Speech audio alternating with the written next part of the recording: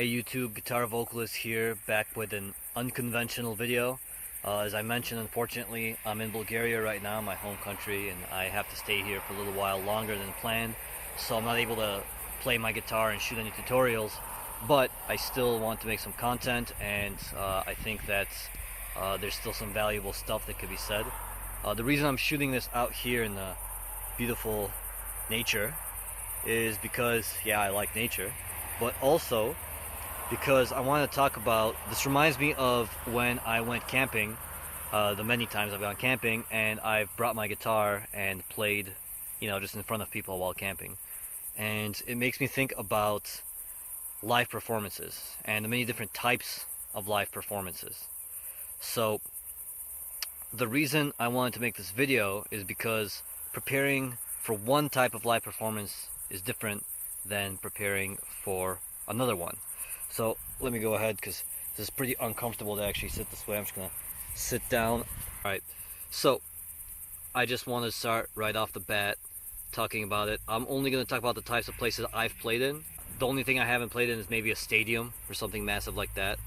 But I have played at a festival stage, I've played at a bar, I've played weddings, I've played just outside like this, I've played at a party. So there's many different types, and you have to prepare differently. And of course there's also the studio setting.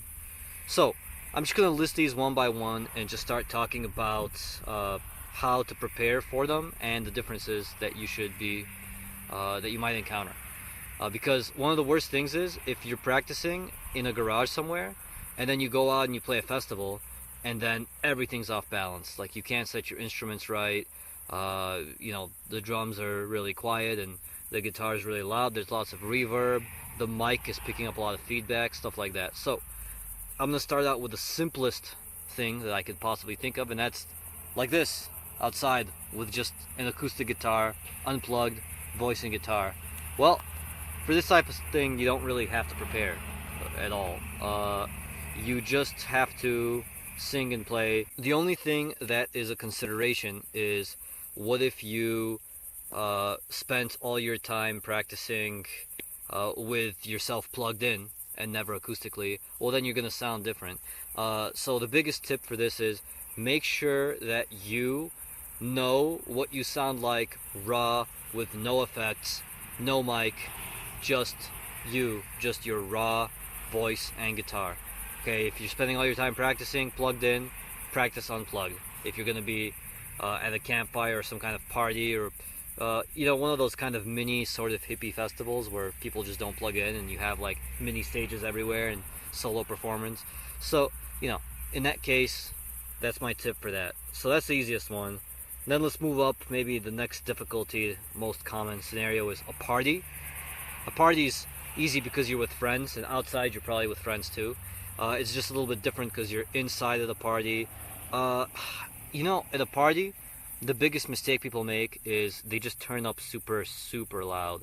If you're gonna be at a party performing, people probably want to be able to hear each other a little bit more. Like, they might have come because you're at the party playing, but they might have also just been like, I just want to party, and it's kind of nice that this guy's playing, but I want to be able to hear each other. So don't turn up crazy loud, because maybe the house can't handle it, maybe the neighbors can't handle it. So make sure at a party that you're nice, and maybe at 75% the volume you would be at a bar, or maybe even like 50% the volume. So that's the biggest consideration there.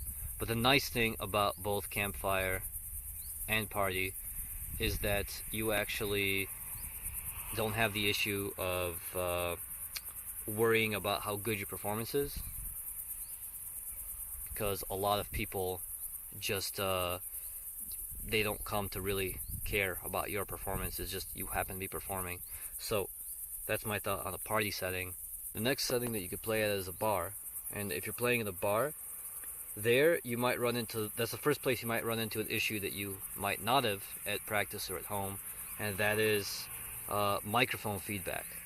Alright, so with microphone feedback, you want to be very careful, and you want to set your speakers not facing where, like the vocal microphone, if it's really loud, where it'll pick them up, and then give you feedback in the middle of your performance and piss everyone off. So in short, you want to set your live sound like that, and you also want to step in different parts of the bar and ask your band to play, and that way you can hear yourself and the band and make sure everything is balanced, because how it sounds on one spot might not be how it sounds in another spot.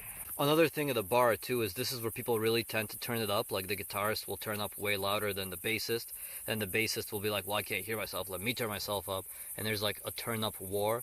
So you might be seeing a recurring theme here, and that recurring theme is make sure you do sound checks. All right, just make sure that you just check everything beforehand, otherwise your sound will be bad. And another thing that happens at a bar that maybe at a party isn't as much of a concern because you're probably with friends, is that if you're singing, you might not hear yourself how you normally hear yourself. What I mean is, if you're in a garage and practice, you hear yourself one way, but then you might want something like an in-ear monitor to hear your singing better. And another thing you might want to do is you might want to just have your own personal vocal monitor if you can. That'd be great. Or run yourself through the PA and into one of the amps is potentially a fix. Maybe not the best one, but sometimes you got to make do with the gear you have, and that could work. I've done it. And yeah, the biggest challenge is sound check, and the second biggest challenge is making sure that you can hear yourself so that what you output sounds how it sounds at home at practice to you. So it comes with time and practice, but bear in mind at a bar that is a problem, especially if you're new to performing. You will run into this problem, and you want to make sure your sound is good, because if you're new, you probably suck, and if you suck, you want to at least have good sound, so they're not like, wow, this guy sucks and he has bad sound. The next place that I want to give a tip on is some kind of a different, like a venue that's not necessarily a bar, a more open, large hall type of place, like maybe a wedding venue or something. What you need to think about is, at bars there's lots of people, and so there might not be as much echo, but if you're playing in a large hall room or something where like it's a wedding venue, like a ballroom or something like that, then there's a lot of reverb, and then what happens is there's just a lot of echo. Alright, so you need to prepare for that echo. And again, just like with a bar, the biggest problem with wedding, this is any venue, not any ballroom setting, I'm just giving a wedding as an example, is you won't be able to hear yourself and your pitch correctly when you sing. So at a bar, it's just volume issues typically. It's not so much pitch issues, but at a reverby place like a wedding, the biggest issue is that actually you won't be able to hear yourself properly in the right pitch, so you might be off pitch a lot. And this is really a problem if you have delay effects on your voice and things like that. So yeah, just be careful at a wedding, and make sure that you again, the tip is in-ear monitor. Okay, so I'm going to summarize all these tips in terms of the gear you should get and the preparation you should have at the end, but you might know this: sound check and in-ear monitor, or some kind of monitor, are two big ones. Alright, and then the last place where I've played that I can give tips on is a festival. In a festival stage, what I want to say about there is, it's actually, there is like no echo and reverb, because you don't have any walls or like tiles or anything like that. So over there you actually have to turn up a lot louder, and there you're really relying on the PA system to get a balanced sound. You want to plug everybody in. And by the way, a PA system is a good way to, in a bar in many places too. I'm not saying only at a festival you should have a PA, but you want to have a PA system at a festival, or plug into theirs, and you want to make sure that like, let's say 50% of the volume is actually coming from your instruments, and like the other, maybe even 25 is just the instruments, and the other 75 is coming from the PA, and that'll allow you to balance it. And once again, in-ear monitor to hear yourself, and maybe a monitor, a stage monitor, to hear yourself, and maybe the melody, the piano or guitar, are the two big things. So to summarize this video, do a sound check, a proper one. Stand in different corners of the room. Number two, make sure that you have proper monitoring. So what that means is either an in-ear monitor playing only your voice in the ear so you know you're on pitch and you hear yourself, or a stage monitor pointed at you. And be careful not to have mic feedback with these things, because when you point the speaker at your mic, that causes some problems. And tip 3 is make sure you stay on pitch whenever there is a lot of echo, or whenever you're somewhere that you can't hear the quality of your own voice. That's really important. That really catches new people off guard. And I'll just stop with this. Tip 4 is just practice. You're probably gonna sound bad the first few times you play live.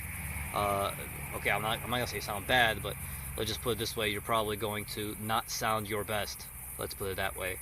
And so just don't worry about it. Start out with some parties, or maybe a bar where friends are coming, and move your way up to a festival. But just be ready for it. Just preparation goes a long way.